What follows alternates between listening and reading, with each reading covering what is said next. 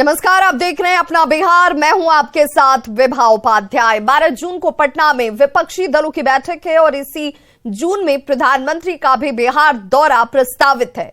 प्रधानमंत्री के दौरे के पहले बिहार में सियासी बयानबाजी तेज हो गई है।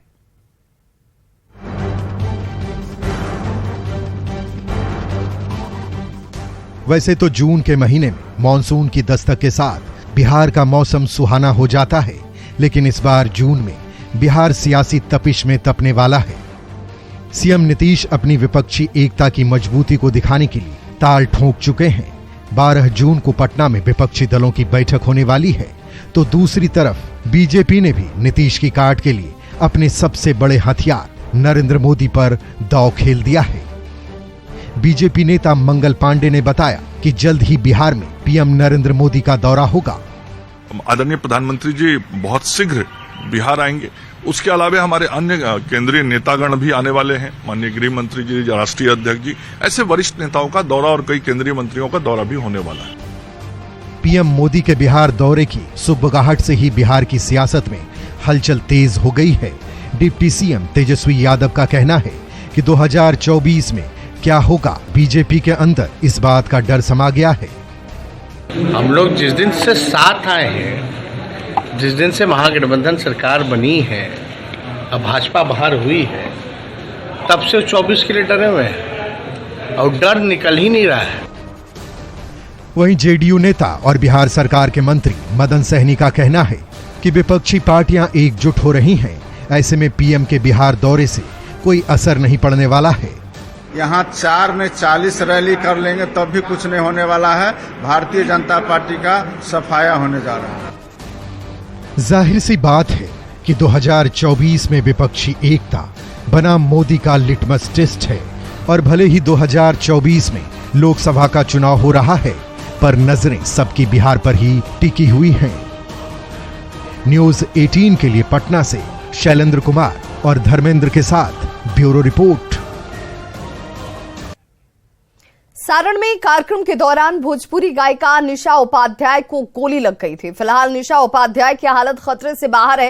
निशा उपाध्याय ने गीत के जरिए अपने चाहने वालों को उदास न होने का संदेश भेजा है।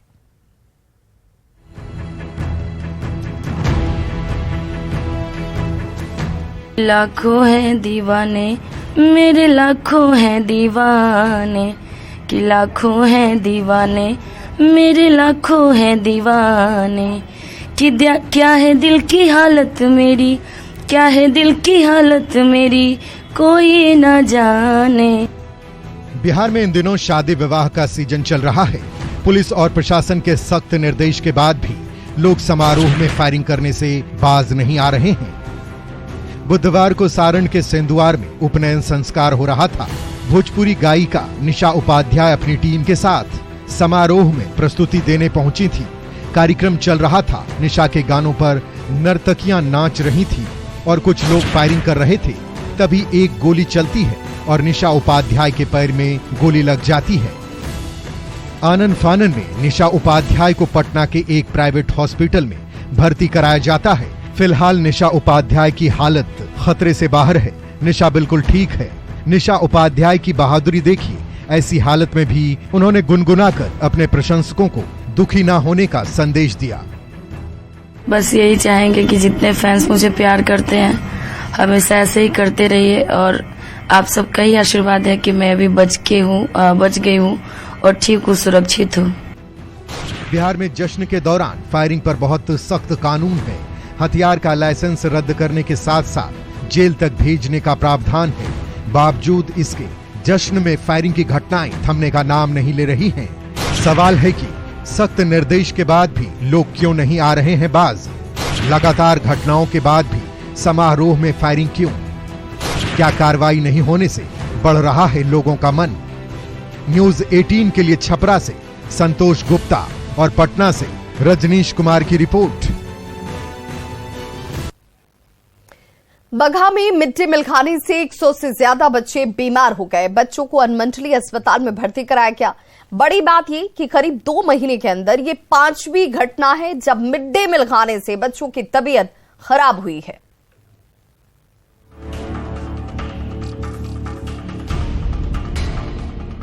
एक एक बेड पर 4-4 बच्चों के इलाज की तस्वीर को देखिए, ऐसा शायद बिहार में ही संभव है।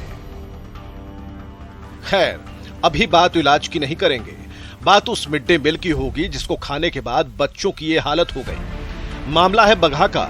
राजकीय मध्य विद्यालय बरवल में मध्याह्न भोजन खाने के बाद 100 से ज्यादा बच्चों की तबीयत खराब हो गई। बच्चों की जैसे ही तबीयत बिगड़ी, घर वालों ने हंगामा कर दिया। फिर क्या था, आनन फानन में 146 बच्चों को अनुमंडलीय अस्पताल में भर्ती कराना पड़ा। अनुमंडलीय अस्पताल में यह भयावह स्थिति आपको दिखाने की कोशिश, देखिए कितनी दर्दनाक स्थिति है कि एक एक बेड पर 4-4 बच्चों को शिफ्ट करने की मजबूरी स्वास्थ्य विभाग के सामने आया। जैसे जैसे बच्चों की तबीयत ठीक हो रही है, अस्पताल से डिस्चार्ज किया जा रहा है, लेकिन बड़ा सवाल यह है कि मिड डे मील खाने के बाद क्यों बीमार पड़े बच्चे। इस सवाल का जवाब जानने के लिए डीएम ने जांच टीम का गठन कर दिया है। जांच टीम में फूड इंस्पेक्टर समेत कई अधिकारियों को शामिल किया गया है। डीएम ने खाना आपूर्ति करने वाली एनजीओ जन चेतना जागृति को तलब किया है। सरकार का जो गाइडलाइन है उसको जी पालन करते हैं हम लोग। और रही बात 128 विद्यालय में खाना जाती है, सिर्फ एक ही विद्यालय में ऐसा क्यों हो जाए। दरअसल जन चेतना जागृति विकास मंच नाम के एनजीओ की ओर से स्कूल में खाना मुहैया कराया गया था।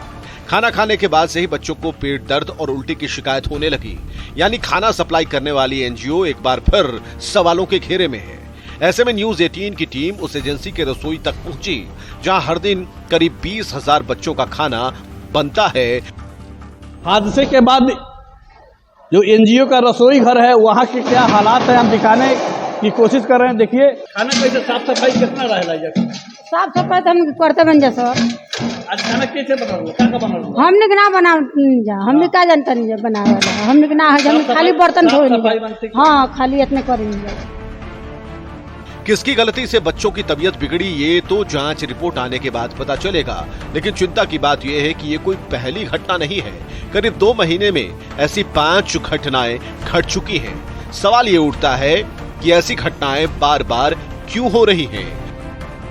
मिड डे मील में लापरवाही क्यों बरती जा रही है? बच्चों की सेहत से खिलवाड़ क्यों हो रहा है? दोषियों पर कार्रवाई होती क्यों नहीं है? न्यूज 18 के लिए बगहा से मुन्ना राज की रिपोर्ट। और इस वक्त बड़ी खबर आ रही है मॉडल लव जिहाद मामले में विदेश निकलने की तैयारी में आरोपी तनवीर खान। तनवीर ने इंस्टाग्राम पर मानवी से संपर्क किया है।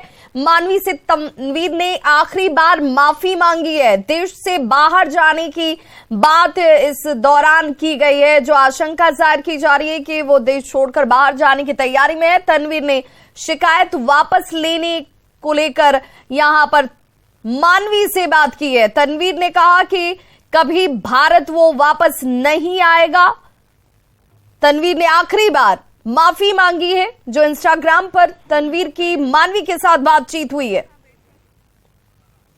और संवाददाता रूपाली हमारे साथ इस वक्त जुड़ गई हैं ज्यादा जानकारी के साथ। रूपाली, अब तनवीर अपने आप को पूरी तरह से फंसा हुआ, घिरा हुआ देखकर माफी मांग रहा है।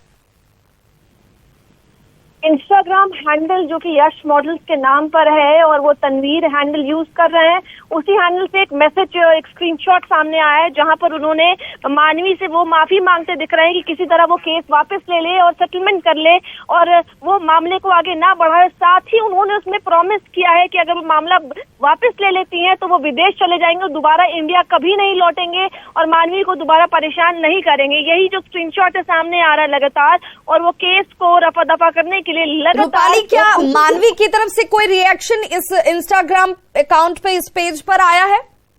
मानवी का केवल एक रिवर्ट रहा है जिसमें उसने मेंशन किया है कि मैंने पहले भी एक बार भरोसा कर केस वापस ले लिया था, लेकिन इस बार मैं केस वापस नहीं लूंगी। ये मानवी का एक रिवर्ट है, लेकिन बार बार लगातार मैसेज जो है वो इधर से ही है जहां पर आरोपी बता रहे हैं कि किसी तरह केस वो वापस ले ले। वो भारत से बाहर जाने के प्रयास में है, वो रनवे पर है और वो इसी लगातार कोशिश में है कि किसी तरह वो इंडिया से बाहर चले जाए और दोबारा कभी वापस नहीं आएंगे इंडिया। प्रॉमिस कर रहे हैं बाबा मानवी को। बिल्कुल रूपाली, क्योंकि अब मानवी ने जिस तरीके से आज आर्म्स एक्ट को लेकर के भी मामले दर्ज कराया है, उन्होंने कहा है कि मेरे साथ रेप की घटनाएं हुई हैं और एक बार नहीं कई बार जिन धाराओं का जिक्र किया गया है, तो अब पूरी तरह से तनवीर जो है फंस गया है। उसे पता है कि उसके लिए कितनी मुसीबत आने वाले वक्त में इन तमाम FIR के जरिए होने वाली है। तनवीर जब कल न्यूज 18 के सेशन में लाइव जुड़े हुए थे तभी भी वो कभी ट्रैवल कर रहे थे, वो लगातार गाड़ी से कहीं जा रहे थे और उनका लास्ट लोकेशन जो सूत्रों के हवालों से हासिल हुआ है वो बिहार का शेर घाटी था जो कि गया के पास का है और वो लगातार अभी तक भी ट्रैवलिंग में है जो कि उन्होंने खुद बताया है। तो वो कहाँ जा रहे हैं ये नहीं पता, लेकिन इस स्क्रीनशॉट के माध्यम से ये साफ रिवील होता है कि वो कहीं ना कहीं जाने के प्रयास में, जैसा उन्होंने खुद मेंशन किया। लेकिन रांची पुलिस ये बार बार दावा करती है कि वो कार्रवाई कर रही है, वो कोशिश कर रही है कि किसी तरह जो आरोपी है उसको ट्रैक किया जाए। बिल्कुल, बहुत बहुत शुक्रिया रूपाली त्रिपाठी तमाम जानकारी के लिए। तो देश छोड़कर भागने की तैयारी में तनवीर, क्योंकि जो इंस्टाग्राम पर बातचीत हुई है मानवी के साथ वो अंदेशा जाहिर करता हुआ, और यही वो अकाउंट है जिसे यश मॉडलिंग इंटरप्राइजेस के नाम से तनवीर खुद हैंडल करते हैं और उसी का इंस्टाग्राम पेज है जहां पर तनवीर और मानवी के बीच बातचीत हुई। और मानवी ने जिस तरीके से यहां पर एक सेंटेंस सिर्फ मेंशन किया है, उनका कहना है कि इससे पहले भी भरोसा किया था और केस वापस लिया था, लेकिन इस बार वो ऐसा कोई कदम नहीं उठाने जा रही हैं।